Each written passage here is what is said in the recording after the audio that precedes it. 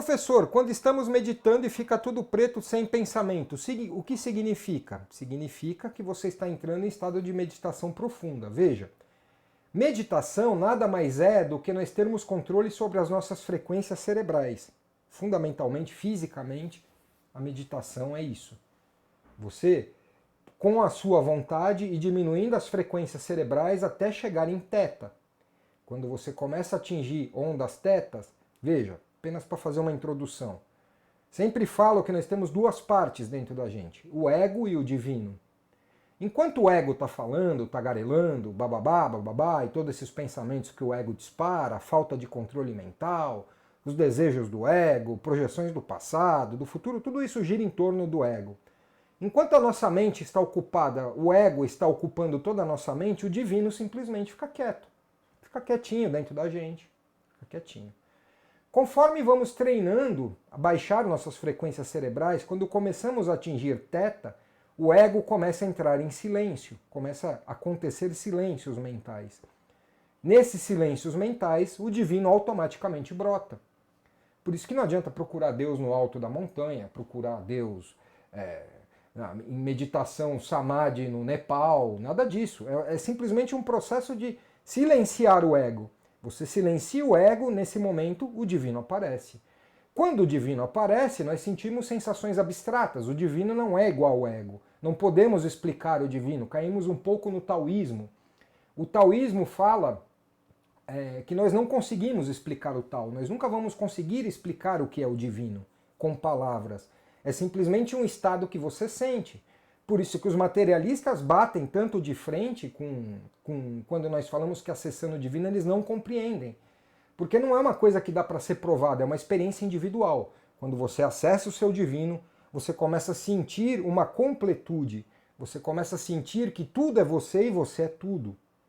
Você começa a sentir que tem todo o conhecimento do mundo dentro de você, todas as respostas dentro de você, tudo o que você precisa dentro de você. Às vezes esse estado dura 1 segundo, 2 segundos, mas já é necessário, já é o suficiente para equilibrar o ego. Por isso que a meditação, fora todos os benefícios físicos, porque veja, a meditação também remodela o nosso cérebro físico. Fundamentalmente, fisicamente, o que faz a meditação? Nós temos duas áreas principais no cérebro. Nós temos o córtex pré-frontal, o córtex pré-frontal e a amígdala cerebral. A amígdala cerebral é responsável por nossos impulsos de defesa, nossos impulsos do perigo. Como nós vivemos numa sociedade hiper agitada, como nós somos expostos mentalmente a perigos, mesmo que sejam reais, a amígdala cerebral é muito estimulada, é hiperestimulada na sociedade ocidental. O que começa a ocasionar problemas de síndrome do pânico, ansiedade e várias outras coisas. Conforme vamos meditando, nós vamos desenvolvendo massa cinzenta no córtex pré-frontal. O córtex pré-frontal é a área da nossa razão, é a área em que nós falamos, não estamos em perigo, está tudo bem. O córtex pré-frontal se desenvolvendo, a amígdala cerebral começa a entrar no seu estado normal, que está hiperestimulado na sociedade.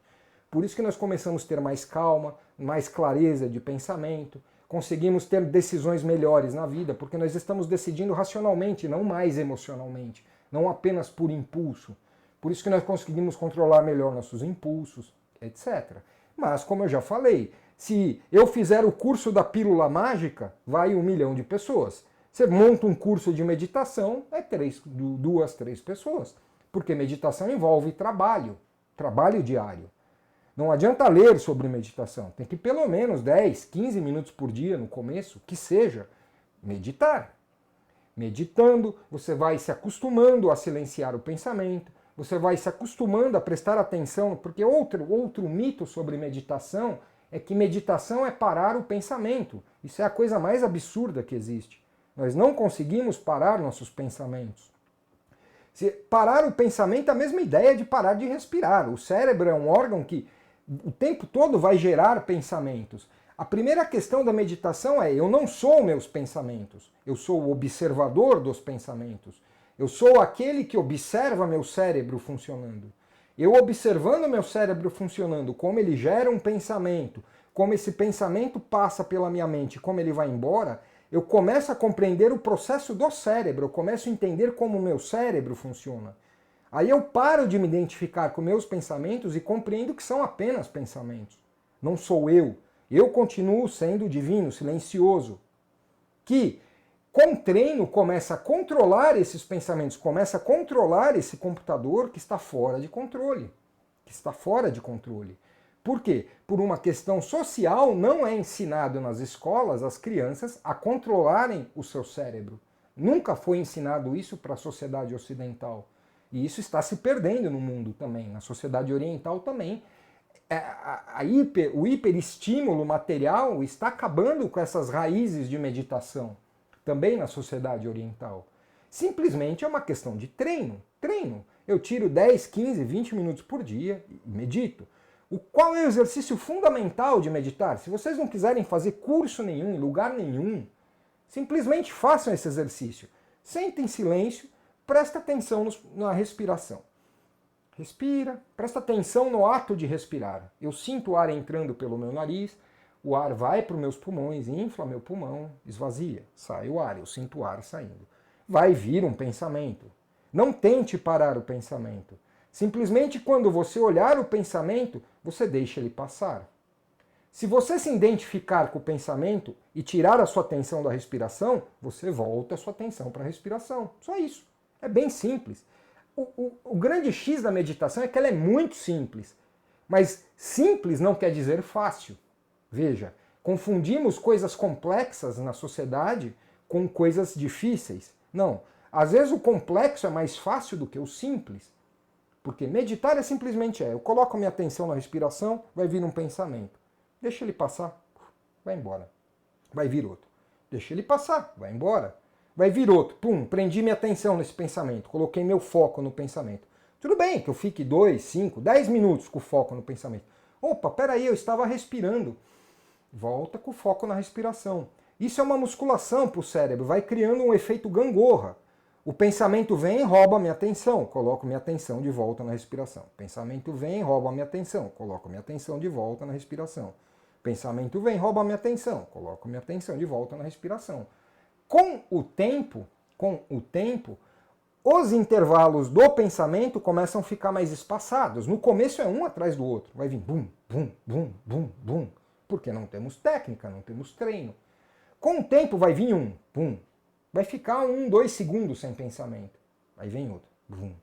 É nesse intervalo de silêncio que está o divino. Respondendo à pergunta, por que a pessoa apaga? Apaga porque o cérebro caiu muito, as ondas θ, foi caindo, caindo, caindo e leva à inconsciência. Veja, a meditação é o mesmo processo da projeção astral, com uma diferença. Você pratica a projeção astral, a técnica, para diminuir a frequência cerebral e ser projetado para fora do corpo. A meditação, você diminui a frequência cerebral e faz de tudo para se manter consciente. Consciência. Consciência. Uma palavra que pode resumir meditação chama consciência. Tanto que fizeram scanners em cérebros de monges, etc., e perceberam que a meditação é o maior nível de atividade cerebral que pode existir no ser humano. Não existe atividade cerebral que estimula tantas áreas do cérebro quanto a meditação, porque a palavra é consciência. Eu tenho consciência do meu corpo físico, eu tenho consciência dos meus pensamentos, eu tenho consciência das dores que estão no meu corpo físico, eu tenho consciência de tudo. Quanto mais você treinar ter consciência, mais você vai estar meditando.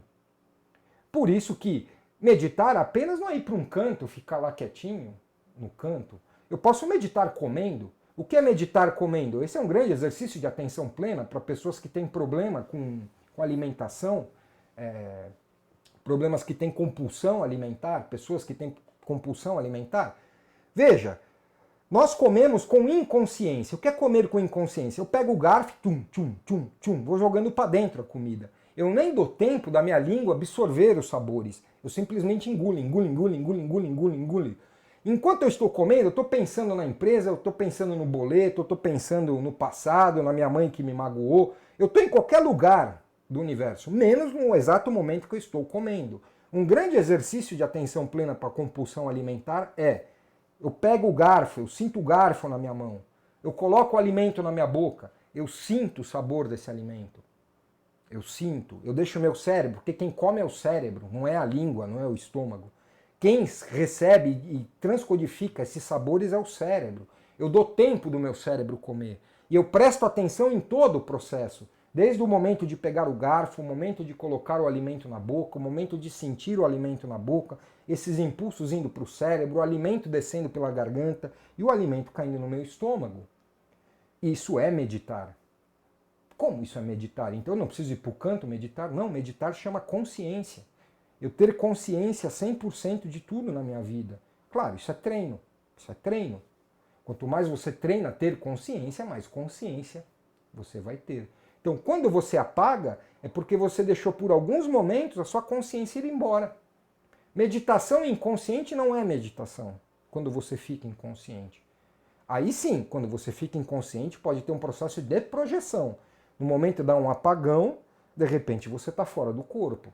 É outra história. Meditação é você se manter consciente. E o grande desafio dos meditadores avançados é deixar o cérebro cair até no estágio, até na frequência quase zero. É quase você zerar a sua frequência cerebral. É como se você estiver dormindo, mas ainda mantendo a consciência dentro do corpo.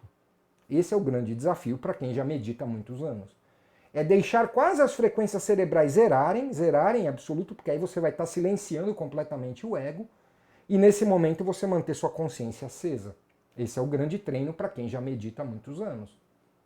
Mas para quem está começando, o grande treino é criar intervalos de silêncio prestando atenção na respiração. É isso. Professor,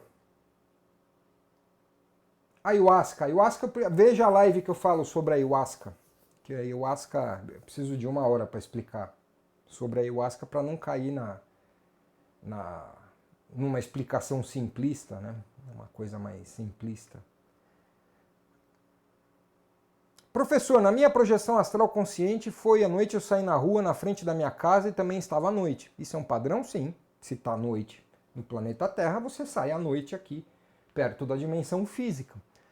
Ou nem sempre será à noite aqui no astral. Veja, calma. Para entender esse processo, tem que compreender o seguinte. Não existe terceira e quarta dimensão. Pum, pum. Essa rigidez.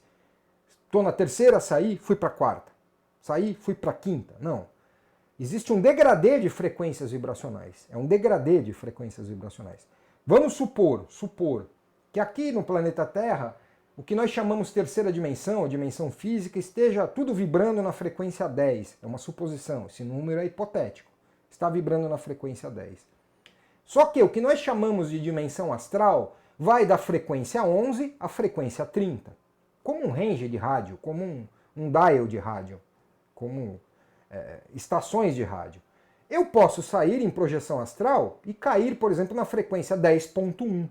Eu não estou mais na física, mas eu estou muito próximo da física. Aí tudo vai ser como eu vejo. Meu quarto vai ser meu quarto, a rua vai ser a rua, a noite vai ser a noite, etc. Como eu posso sair em projeção e cair na frequência 18? 18 já é muito longe da frequência vibracional física. Aí eu posso cair numa cidade astral, como eu posso cair num umbral, como eu posso cair em outro local que eu nunca estive na vida, ou já estive. Quanto mais longe eu sair da dimensão física, mais tudo muda, mais todo o ambiente muda. Então, não existe esse padrão, terceira, quarta dimensão. Saí do corpo, estou na quarta. Qual frequência da quarta eu estou? Por isso que mesmo no plano astral, você tem frequências densas e frequências elevadas. O umbral, que nós chamamos de umbral, são frequências vibracionais densas, muito próximas do planeta, da dimensão física. Quanto mais nós sairmos para frequências elevadas, mais nós vamos ver coisas totalmente diferentes, coisa que nós nunca vimos na dimensão física, porque você vai distanciando as coisas. Então, se você sai do corpo numa frequência perto da física, tudo vai ser o que é a física, você vai enxergar a física, a frequência, a dimensão física. Ou se você sai muito longe, você pode cair numa cidade astral. Como se você sai um pouco mais longe, você pode cair num umbral, você pode cair em qualquer estação de rádio dessas que corresponde ao que nós chamamos de plano astral. Professor, quando eu ouço o áudio de reprogramação mental, tenho muitos pesadelos. Eles são os mesmos. Comecei a anotar o que lembro para tentar desvendar o que está acontecendo. Veja, pesadelos podem ser traumas reprimidos do seu inconsciente. O seu inconsciente tem muitos traumas, muitas questões reprimidas, às vezes nem apenas dessa vida, de outras vidas, porque essas questões inconscientes não somem da gente quando nós desencarnamos. Você pode trazer esses traumas de outras vidas e ainda estar no inconsciente, e aí seu cérebro, para aliviar essa tensão, cria os pesadelos para limpar um pouco esse inconsciente que está sobrecarregado. Às vezes o que nós chamamos de pesadelo pode ser uma projeção astral numa região mais densa, e quando voltamos o nosso cérebro embanana tudo, acha que foi um sonho, ou embanana junto com sonhos, e aí achamos que foi um sonho, quando foi uma projeção astral. E fundamentalmente é isso. Quando você faz uma reprogramação mental, essas reprogramações mentais, elas trabalham o inconsciente. Fundamentalmente elas trabalham o inconsciente. Que a meditação também trabalha o inconsciente.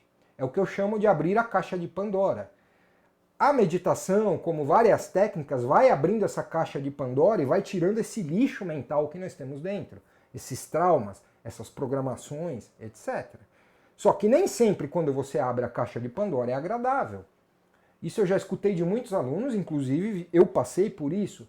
Quando começamos nossa caminhada no que nós chamamos de espiritualidade, nós achamos que a nossa vida vai melhorar do dia para a noite.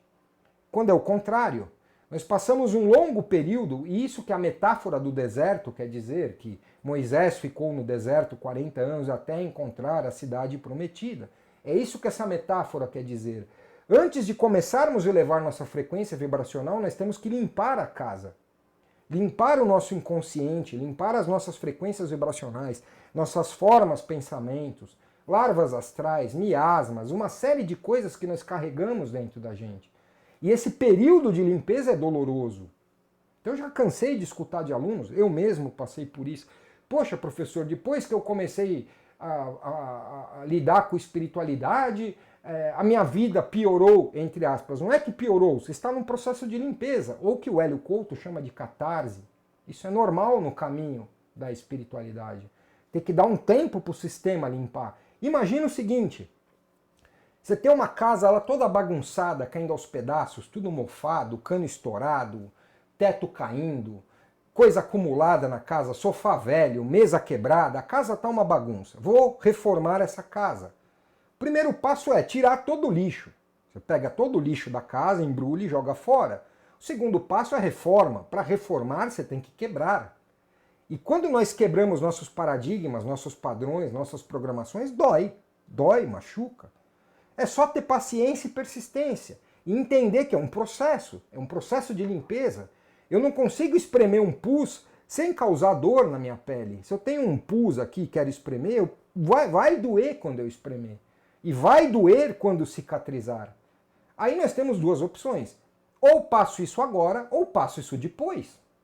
Veja, ou passo isso agora, ou passo isso depois.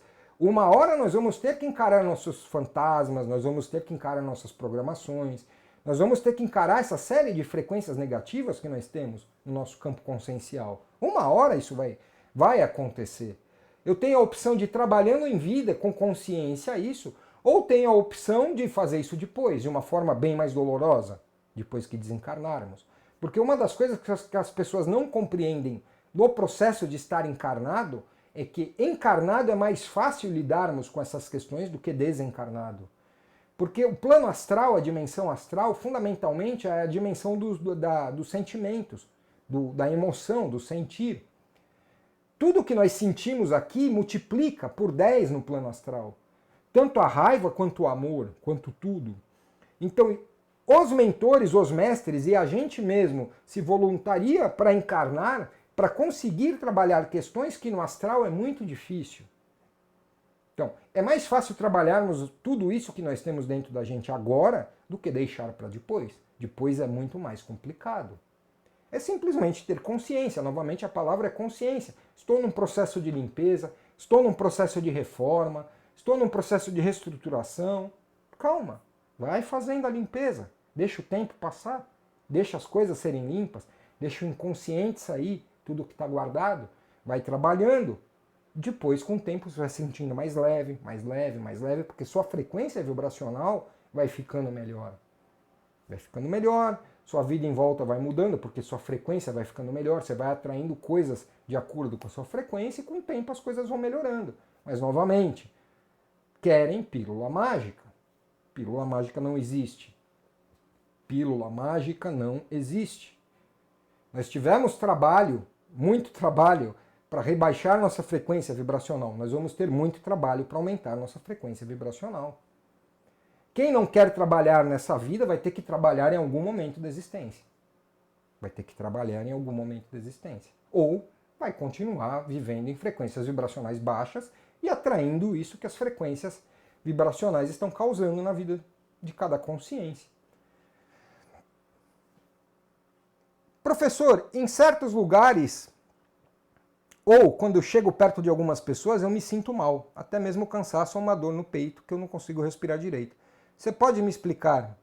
Isso é sensitivo? Sim, é uma espécie de sensibilidade, que alguns têm mais afloradas, outros não. Veja, nós temos em volta da gente um campo magnético. Um campo magnético. Alguns chamam de aura, outros chamam de corpo energético, corpo etérico, corpo sutil. Cada um dá um nome diferente. Simplesmente compreendo o conceito. É um campo vibracional que nós temos em volta. Esse campo vibracional, ele contém toda a vibração da nossa consciência, de todas as vidas que nós tivemos para trás, como dessa vida. Nesse campo vibracional são armazenadas formas, pensamentos ou frequências vibracionais. Conforme geramos muitas formas, pensamentos negativas, muitas frequências vibracionais densas, negativas, isso vai se acumulando no nosso corpo, no nosso campo vibracional. Logo, se eu tenho uma frequência vibracional muito baixa, eu tenho pouca quantidade de energia entrando nos meus chakras. Logo, o meu sistema começa a ficar deficiente de energia. Energia, prana, chi, energia sutil, energia do Criador, etc. Muito bem. Eu saio na rua. Eu saio na rua com esse campo magnético. Mesmo que eu não veja, existe esse campo magnético. Algumas pessoas têm esse campo magnético grande, outras pequeno, mas eu saio com o meu campo magnético. Eu vou para o metrô. Tá lá eu e meu campo magnético. Alguma pessoa gruda do meu lado. Imediatamente o meu campo magnético acopla com o campo magnético dessa pessoa. Acopla. Isso não tem como evitar. Por isso que tampar o umbigo, todas essas simpatias não adianta, porque é físico. O meu campo magnético se acopla com o da outra pessoa. Quando há esse acoplamento áurico, começa a ser trocada informações desses dois seres. Tanto em frequência vibracional, formas pensamento, quanto energia. Então, se eu tenho mais energia e o outro tem menos energia, quando há esse acoplamento áurico, imediatamente esse ser puxa a minha energia. Puxa, porque é um processo físico. É o mesmo processo da água quente e água gelada. Eu pego água quente e água gelada, misturo num copo, a água fica morna. A natureza sempre tende a equilibrar as coisas. Então, muitas pessoas nascem com um dom parapsíquico, uma capacidade parapsíquica de sentir mais o campo vibracional das outras pessoas. Isso é uma capacidade parapsíquica, ou que as pessoas gostam de chamar mediúnica. Eu não gosto dessa palavra mediúnica porque dá ideia de religião. Prefiro falar parapsiquismo. Uma capacidade que a pessoa tem de sentir o campo vibracional da outra pessoa, simplesmente estando perto. Quando ela acopla o campo áurico dela com o campo áurico da outra pessoa, ela começa a receber uma enxurrada de frequências vibracionais da outra pessoa. E ela começa a sentir essas frequências vibracionais da outra pessoa. Se a pessoa está carregada de frequências vibracionais, ódio, mágoa, violência, todas essas frequências baixas, o sensitivo, ou o paranormal, ou o médium começa a sentir isso. Começa a sentir isso. Ele está, na verdade, fazendo um download da frequência vibracional da outra pessoa. Simplesmente é um poder parapsíquico. Tem como bloquear isso? Não tem. Só tem que se acostumar. E aí entra a questão do não julgamento. Para você conseguir lidar com esse dom parapsíquico, você tem que trabalhar o não julgamento. O que é o não julgamento? Que as pessoas estão nas frequências vibracionais que elas estão, e tudo bem. E tudo bem, não existe. Não é porque às vezes eu estou numa frequência melhor que a outra pessoa que eu sou superior a outra pessoa. Porque essas frequências variam durante a existência. Eu posso estar com uma frequência vibracional boa hoje, mas eu não sei o que pode acontecer na minha vida, e a vida é um caos absoluto, que essa minha frequência pode despencar. E amanhã eu posso estar numa frequência pior do que a pessoa que eu estava julgando como frequência alta. Eu prefiro tratar assim, porque eu também tenho um pouco disso, Como eu trato isso? Eu dou energia. Eu dou energia. Aí a questão é eu saber como me reabastecer de energia. Aí reiki, passes energéticos, canalização de Qi, Qigong, qualquer coisa que recarregue o meu corpo de energia. Então, por exemplo, quando eu vou tomar banho, eu fico imaginando a água me limpando, e fico visualizando uma luz me limpando, uma luz entrando no meu coronário e recarregando meus chakras. Faço exercícios de meditação para recarregar minha bateria, porque aí no dia seguinte eu estou pronto de novo para dar energia. Então, esse é um procedimento que eu faço. Se eu sinto que tem uma pessoa densa, precisando de energia, eu dou energia. Pega energia. A energia não é minha, não é sua, não é de ninguém, a energia é do Criador. E aí caímos no que Kryon, quem não conhece Kryon, digita Kryon na internet.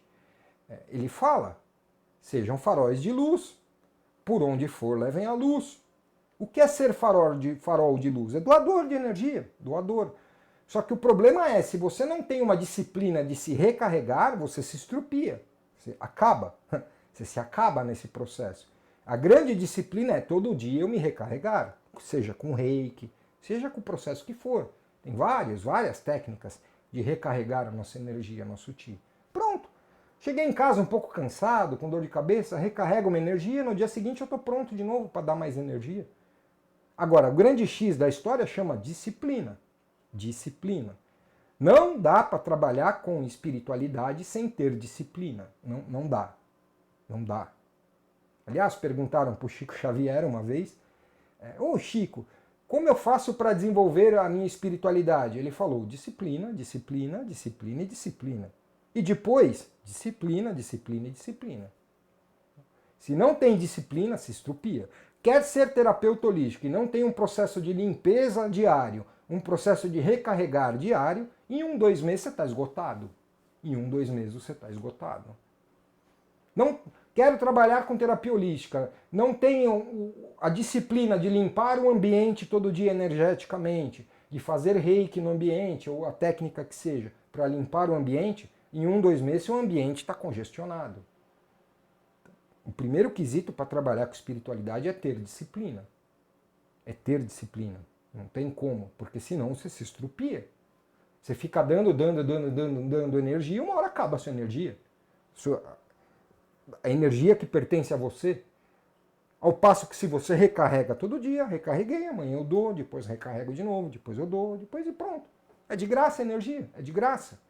Basta uma atitude nossa, 10, 15 minutos por dia, não é nem muito. Perdemos mais tempo vendo Big Brother do que um auto-reiki, uma auto-aplicação de reiki. Pronto, carregamos nossa pilha, estamos prontos para o dia seguinte.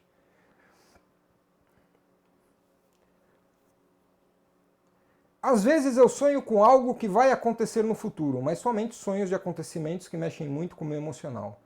Seriam os mentores espirituais me preparando para sofrer menos? Veja, questão de sonhos do futuro. Novamente, vou pegar minha experiência. A maioria das coisas que vocês perguntam, ou eu vivo ou eu vivi na pele.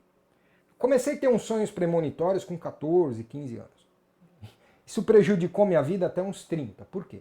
Eu sonhava com um negócio, por exemplo, que minha mãe estava morrendo. Sonhava. Aí ficava com a minha frequência vibracional baixa, pensando nisso 6 meses. Aí sonhava com outra coisa, não sei o quê. Conclusão. De 100 sonhos premonitórios que eu tive, 1 ou 2 aconteceram realmente. 1 ou 2 aconteceram realmente. 98 desses sonhos não aconteceram nada. E eu perdi tempo, energia, pensamento, em vez de focar no momento presente, fiquei preso nas ilusões mentais, nesses sentimentos, e não aconteceram. O que me levou com 30 e poucos anos é simplesmente ignorar esses sonhos. Simplesmente eu ignoro, eu não quero saber do futuro. E se alguma coisa vai acontecer, vai acontecer. Se não vai acontecer, não vai. Eu não tenho capacidade de mudar o que está determinado nos registros akáshicos, na malha quântica, etc. Então, é perder meu tempo pensando nisso. Isso foi uma coisa que foi uma decisão minha. Então, simplesmente eu ignoro. Eu não quero mais saber desses sonhos, porque de cada 100 que eu tinha, 98 não aconteceram. Não aconteceram até hoje, não aconteceram. Era criação da minha mente, imaginação, sonho, colagem mental. 1 ou 2 aconteceram. E quando aconteceram, eu não tive a menor capacidade de mudar. não tinha poder de ação nenhum de mudar, então simplesmente é uma decisão minha, parei de perder tempo com isso. Para quê? Tenho controle sobre o futuro. Mal e mal tenho o controle da minha vida, então não vou perder minha energia pensando em coisas que pode ser que a minha mente criou. Pode ser fantasia da minha mente.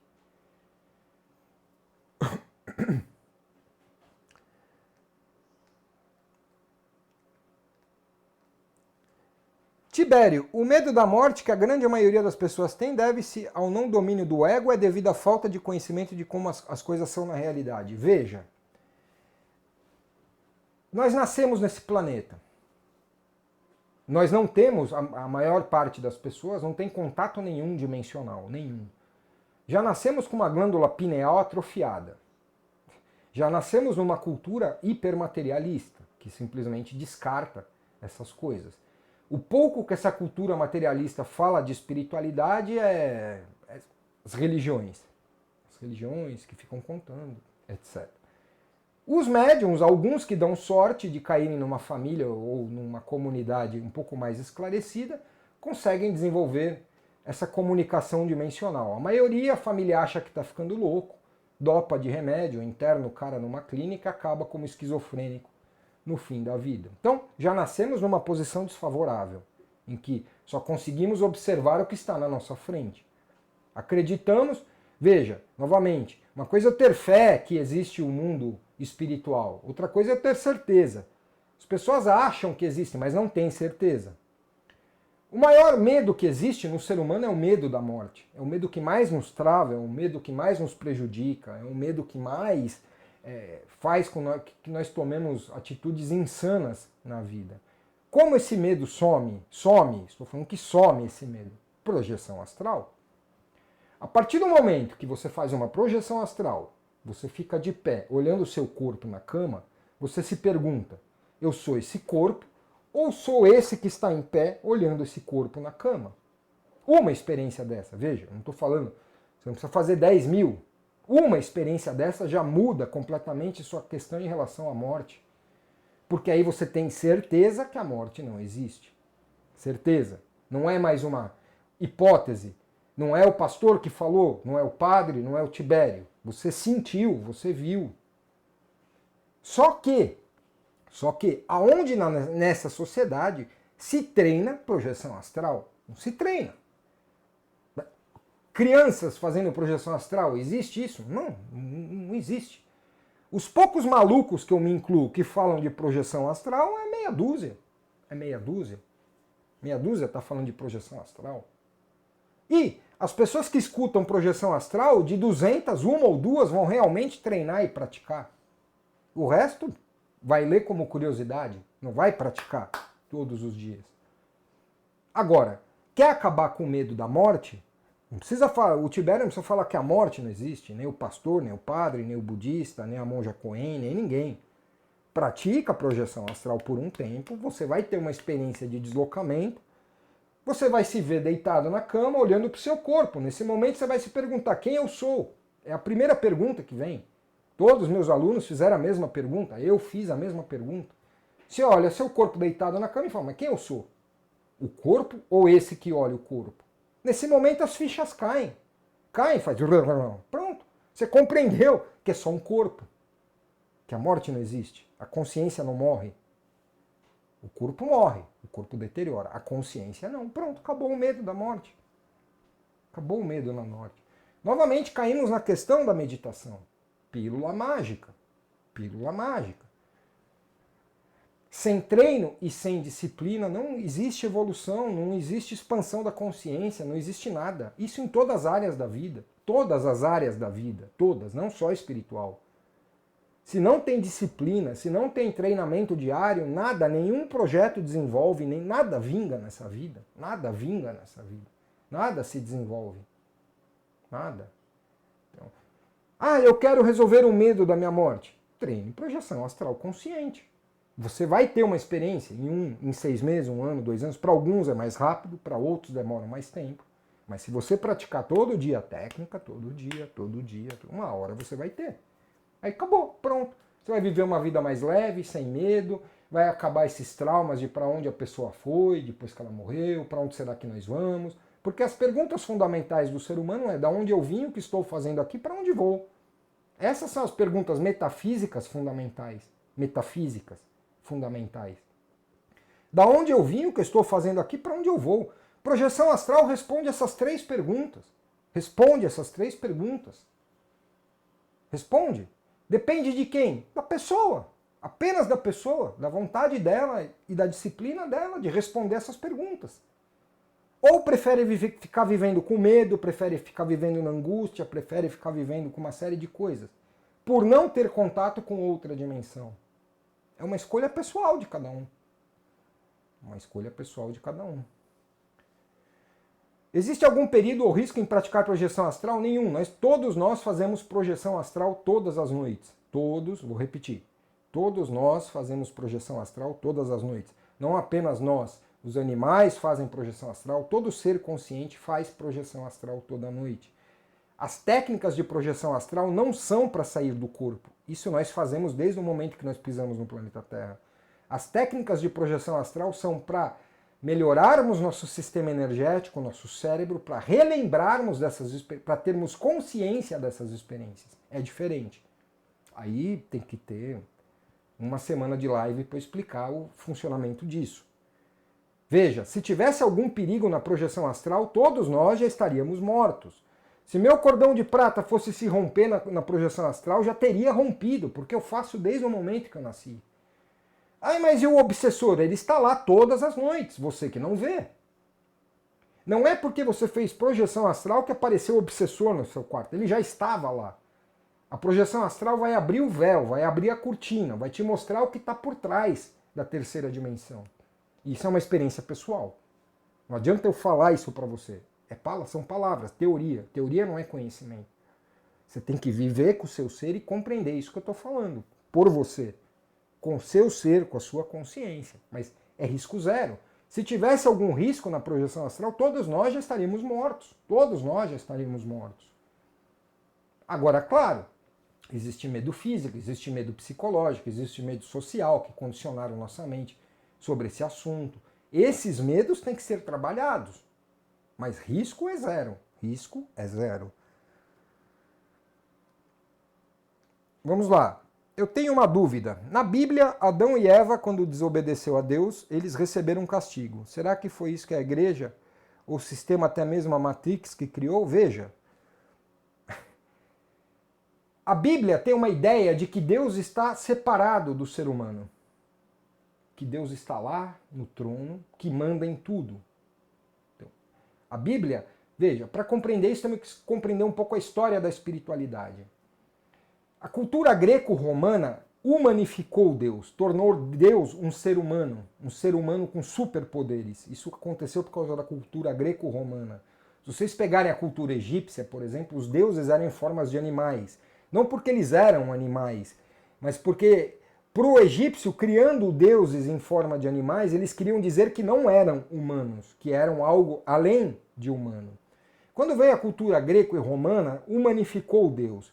A igreja, que nós conhecemos como igreja católica, cristianismo católico, evangélico, etc., pegou herança da cultura romana, dessa humanificação de Deus, da ideia de que Deus está separado em algum lugar, num trono, lá no reino de Odin, sentado, mandando em todo mundo, criando regras, punições, etc.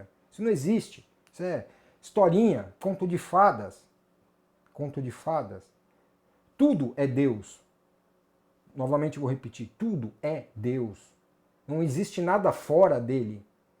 Não existe nada que não seja ele. Nós praticamente não existimos. Nós não existimos. Nós somos personagens que a centelha divina utiliza para ter experiências e reabastecer a si mesmo de experiências. A mesa é Deus, a cadeira é Deus, a parede é Deus, o cachorrinho é Deus, eu sou Deus, você é Deus, o ar é Deus, o sol é Deus. É o que tentou falar Jesus Cristo e foi mal interpretado. Levante a pedra e lá estarei. Mas então Deus está embaixo da pedra? Não, está em todos os lugares. Em todos os lugares, ele é tudo. Não existe nada além dele. é que nosso ego cria uma ideia de separação. Para o ego poder funcionar como entidade psicológica, ele tem que separar as coisas e colocar as coisas em caixinhas. Quando o ego se instaura na nossa consciência como uma programação, como um programa, imediatamente a nossa consciência cria a noção de separado. Não existe nada separado. Tudo é ele, manifestado em tudo que existe. Então, essa ideia de que Deus puniu, que Deus está punindo, como pode Deus punir alguma coisa? Porque senão Deus seria o quê? Um sádico? Ele cria seres imperfeitos, com consciência limitada, que sabe que vai errar. E ele sabe que vai errar, e aí ele vai e pune. Então é um Deus sádico esse tipo de Deus, criado na cultura greco-romana? É um Deus sádico. Porque se for pelo raciocínio deles, é sádico. Como ele pode criar consciências limitadas, imperfeitas, que é o ego, que vão errar muito na vida, vão errar o tempo todo. Por quê? Não tem consciência ampla. Mal consegue enxergar as coisas na sua frente. E depois ele pune. Então é um Deus sádico. Não faz sentido esse tipo de Deus. Então estamos submetidos a um Deus sádico. Um Deus rancoroso. Um Deus que vai ficar... Isso não existe. Deus é amor puro, é alegria pura, êxtase puro.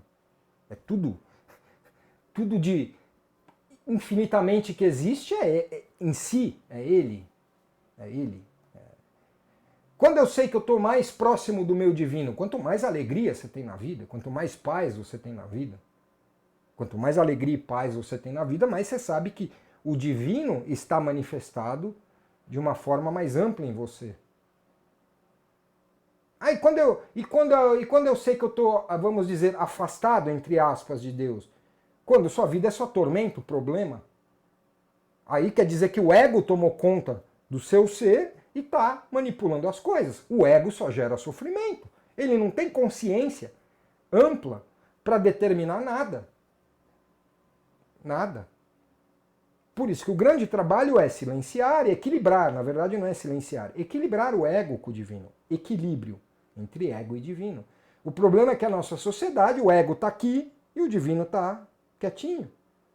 O grande trabalho do que nós chamamos de espiritualidade é equilibrar isso. Não é nem uma parte ser mais nem menos que a outra. As duas estarem, o yin e o yang, estarem funcionando em equilíbrio. O yin e o yang. O yin, que é nosso ego, e o yang, que é nosso espírito. Ou shen, como a medicina chinesa fala, do nosso shen. O nosso shen e o nosso corpo físico e todas as questões do ego, etc., estarem equilibrados. Aí você tem uma vida saudável, sem sofrimento. Quanto mais desequilíbrios, mais sofrimento.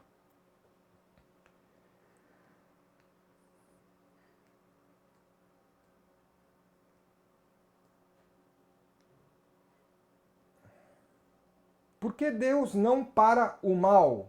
Porque o mal não existe. Não existe mal. Para compreender isso, você tem que compreender que o tempo de Deus não é o tempo humano. E para compreender isso, tem que compreender que nada é humano. Se olharmos a nossa vida, a realidade do planeta Terra hoje, pelo prisma de uma vida, nada faz sentido. Nada faz sentido. Nada. Nós olhamos, aí nós vemos, se olharmos as coisas pelo prisma do tempo humano, do tempo terrestre, do tempo do ego, nada faz sentido. É uma injustiça pura. Só que Deus é eterno. Eterno. Nós nem conseguimos conceber isso na nossa mente. O que é ser eterno? Então tá. Colocamos vários egos infantis num planeta chamado planeta Terra. O que você pega quando egos infantis, egos, vamos dizer, ainda em estágio de desenvolvimento, egos em estágio de desenvolvimento, vão quebrar o parquinho, tacar fogo, um bater no outro. Crianças. Crianças. Vão tacar fogo, vão criar desordem, etc. O que o divino pensa? O que são 1 milhão de anos? 1 milhão de anos para... Veja, 1 milhão de anos diante da eternidade é nada. É nada. É nada. Fazendo uma comparação cronológica, 1 milhão de anos para a eternidade é 0,00000000001 segundo. Aí temos que compreender o processo da nossa vida. Veja, tudo que nos levou a sermos egos melhores, veja, o divino já é perfeito, não tem nada o que melhorar o divino, mas tudo que nos levou a ser egos melhores foi teoricamente a base do erro, seja nessa vida ou em outras. Nós vamos errar e aprender. Por enquanto, a humanidade ainda está num processo de muitos erros, que para a visão do ego é erro, para a visão do Criador é simplesmente fase de aprendizado. Fase de aprendizado. Ou uma criança sai andando, criança está engatinhando e de repente ela sai andando. Não, ela levanta, ela cai, ela bate a testa, ela machuca, ela cai de novo, ela se arrasta, ela tropeça, ela bate a cabeça na mesa e vai. E uma hora ela aprende a errar. É a mesma proporção para o tempo divino. Tá lá os egos aqui destruindo tudo, um matando o outro, etc. Tá bom, 1 milhão de anos, quer? Vamos pôr 10 milhões de anos. 10 milhões de anos. Vão ficar assim. Tá bom. O que é isso perante a eternidade? Nada. Fora que, falando, não gosto de usar essa palavra em lives, porque os físicos viraram seita religiosa, mas quanticamente, passado, presente e futuro não existe. Não existe. Não existe. Isso são frequências vibracionais que estão acontecendo agora no corpo do Criador, tudo isso que está acontecendo, que daqui a pouco se equalizam. Daqui a pouco se equalizam. Então, quem cria a noção do que está errado é o ego, que só consegue olhar a coisa pelo prisma de uma vida. Mas temos que afastar o ego da coisa e ver pelo prisma divino. Pelo prisma divino tudo é eterno. Tudo é eterno.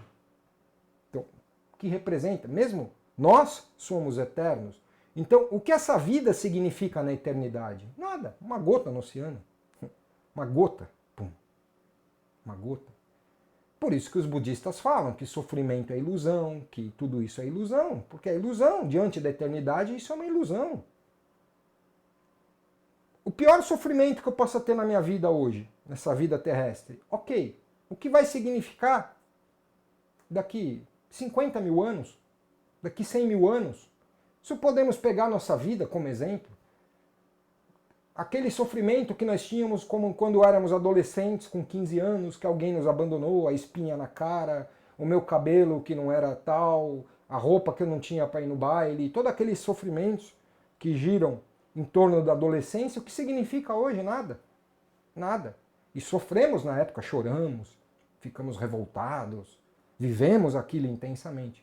E hoje olhamos para trás e o que significa? Nada. E essa é a mesma perspectiva que nós vamos ter dessa vida.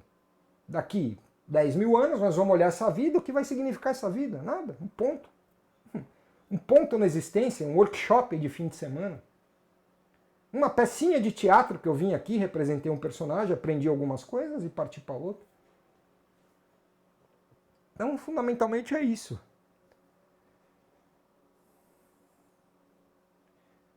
Professor, data de nascimento tem influência em ser sensitivo? Nenhuma, zero.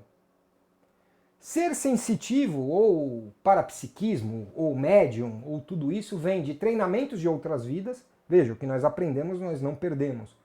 Treinamentos de outras vidas, programação kármica, muitas vezes os mentores preparam nosso corpo físico, nossos chakras, etc., para termos uma certa sensibilidade.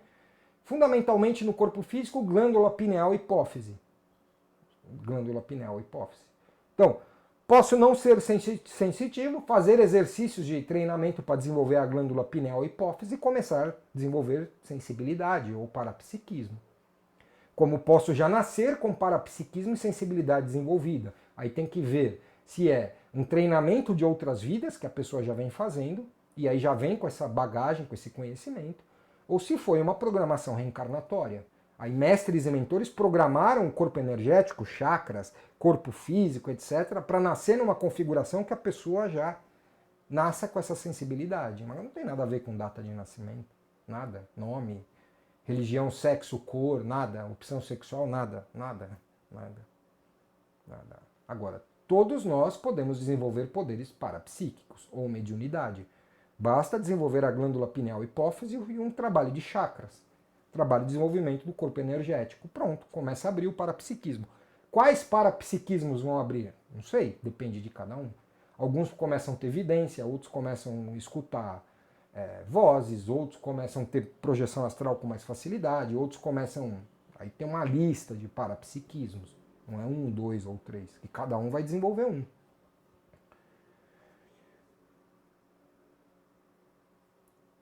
Como eu vejo, você faz esse tipo de trabalho? Que tipo de trabalho?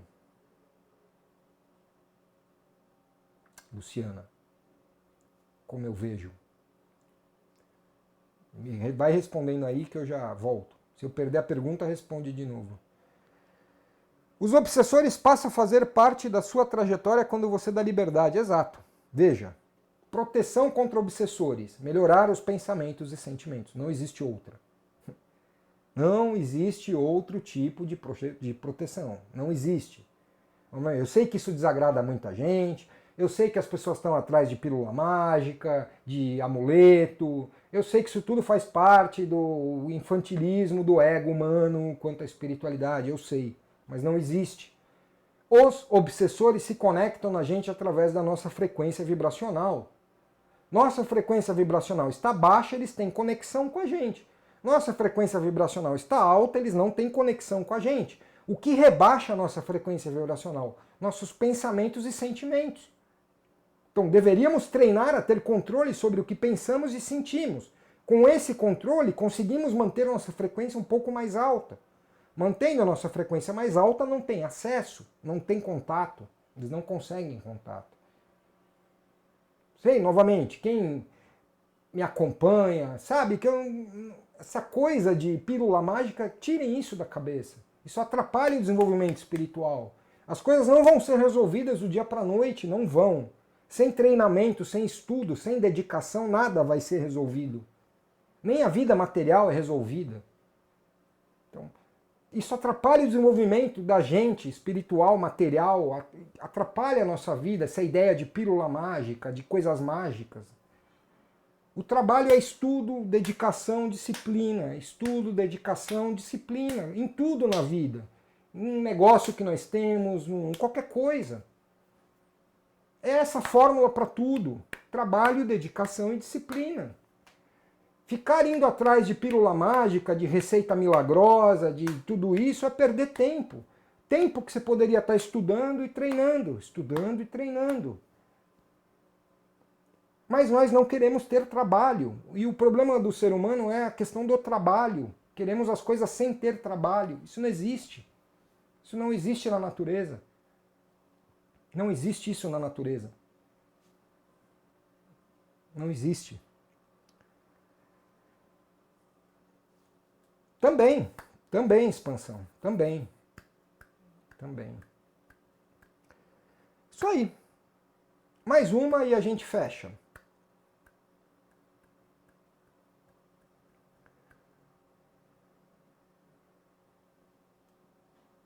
Do Ho Opono Opono, eu já falei, eu acho que na última vez, na penúltima. O Ho Opono Opono é simples. É uma técnica do perdão. A pergunta é, a pessoa quer perdoar? Porque queremos perdoar da boca para fora e ficamos remoendo as coisas dentro da gente o resto da vida. Ou perdoa e para de remoer as coisas, ou não perdoa. É 880 a questão do perdão. Não adianta eu perdoar da boca para fora e ficar repetindo eu te perdoo, eu te perdoo, eu te perdoo, e meu coração está envenenado. Meu coração está carregado de mágoa, de rancor. Não adianta. Não adianta. Vá trabalhar o porquê eu não perdoo. Por que é tão difícil para mim perdoar essa pessoa? O perdão é uma coisa racional, não é uma coisa emocional. Nós temos que nos colocar no lugar da outra pessoa e compreender por que ela fez aquilo. Quando nós compreendemos o porquê a pessoa fez o que fez, aí nós perdoamos. Porque nós nos colocamos no lugar da outra pessoa. Nós não conseguimos perdoar porque nós queremos tirar as atitudes das outras pessoas pelos nossos conceitos de vida.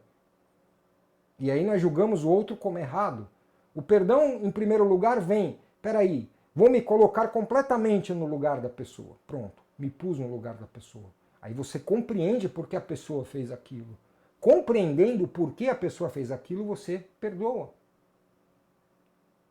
Você perdoa. Sem se colocar no lugar da outra pessoa, você não perdoa, da boca para fora. Não existe perdão da boca para fora. Como não existe eu falar eu te amo da boca para fora, como não existe nada da boca para fora. Aqui, ó, aqui, É aqui que as coisas acontecem. No nosso coração. Então, antes de ficar, sinto muito, me desculpa, eu te amo. Sinto muito, me desculpa, eu te amo. Sinto muito, me desculpa, eu te amo. Se coloca no lugar da outra pessoa. Tenta ver a vida como a outra pessoa. Tenta ver, entender por que a pessoa fez aquilo, o nível de consciência que a pessoa tem, o nível de sabedoria que ela tem na vida, como ela enxerga as coisas na vida, quais são as programações que ela tem, quais são os traumas que ela tem, qual a condição social que ela tem, qual é tudo que essa pessoa é. Se coloca no lugar dela. Veste a máscara da pessoa e fala, peraí, se eu tivesse no lugar dessa pessoa, eu agiria diferente? Não. Pronto, você perdoou. Você compreendeu a outra pessoa. Você parou o processo de julgamento e se colocou no lugar da outra pessoa. Quando você compreende, o perdão acontece. Quando você não compreende, você fica acumulando raiva e rancor. Você não compreendeu o porquê a pessoa fez o que fez. Não compreendeu. Como as pessoas, veja, também, nós nos colocamos muito numa posição de eu me perdoar, mas quantas pessoas têm que nos perdoar também? Porque quantas coisas nós já fizemos para outras pessoas que precisamos do perdão delas, porque nós erramos também. Ninguém aqui é santo, iluminado, Buda, ninguém aqui. As pessoas erram com a gente e nós erramos com as outras pessoas. Errar, entre aspas. Fazemos coisas que machucam. Então também é sair um pouco dessa posição de pedestal, de eu tenho que perdoar, mas e as outras pessoas também não têm que nos perdoar? Será que eu também não tenho que pedir desculpa? Será que eu não devo explicação também para os outros? Será que para muita gente na minha vida eu não tenho que ter uma conversa sincera e falar, me desculpa, eu não estava num momento bom na minha vida, eu não pensava como eu penso hoje. Então, veja, se colocar no lugar do outro também se colocar no lugar de que nós magoamos outras pessoas, inconscientemente ou conscientemente, mas magoamos, faz parte da vida. Para fechar aqui a live, é impossível sair da vida sem cicatrizes? É impossível. Impossível sair dessa vida sem cicatrizes. E as cicatrizes são a marca do nosso conhecimento. Todo o nosso conhecimento, tudo o que nós aprendemos, viram cicatrizes na gente. Claro que com o tempo essas cicatrizes a dor dessas cicatrizes vão ficando menor até deixar de existir. Mas é impossível viver sem magoar e ser magoado. É impossível. Quem não concorda com esse jogo não vive. Não vive. Nós vamos ser magoados por muita gente e vamos magoar muitas outras. Faz parte da vida. Sabedoria é, magoei. Puxa, me desculpa. Me desculpa. Entendi que esse caminho leva dor para as outras pessoas e para mim mesmo, então paro de trilhar esse caminho. Pronto, adquiri sabedoria. Quanto aos outros, me coloco no lugar dos outros, compreendo porque fizeram o que fizeram comigo e deixa para lá, vou ficar carregando saco de pedra. Para que eu vou carregar saco de pedra? O que está feito, está feito. Está feito. Não vai ser desfeito. O que está feito, está feito. Me resta ficar remoendo isso até o fim da vida ou me resta soltar isso no caminho, falar, quero carregar isso. É isso aí. Mão no coração. Inspira, solta. Inspira, solta. Eu me amo, eu me amo, eu me amo. Eu te amo, eu te amo, eu te amo. Eu me perdoo, eu me perdoo, eu me perdoo. Eu te perdoo, eu te perdoo, eu te perdoo. Eu sou a divina presença, eu sou. Eu sou a divina presença, eu sou. Eu sou a divina presença, eu sou. Eu sou a divina presença, eu sou. Eu sou a divina presença, eu sou. Eu sou a divina presença, eu sou. E eu sou a divina presença, eu sou.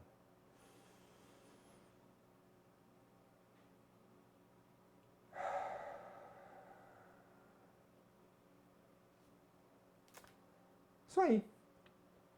Muito obrigado a todos. Fiquem na paz, na luz. Para quem está no calor, refresquem-se. Melancia, melão, laranja. E quarta que vem estamos aí de volta. Quarta que vem o tema vai ser zona de conforto. O que é zona de conforto?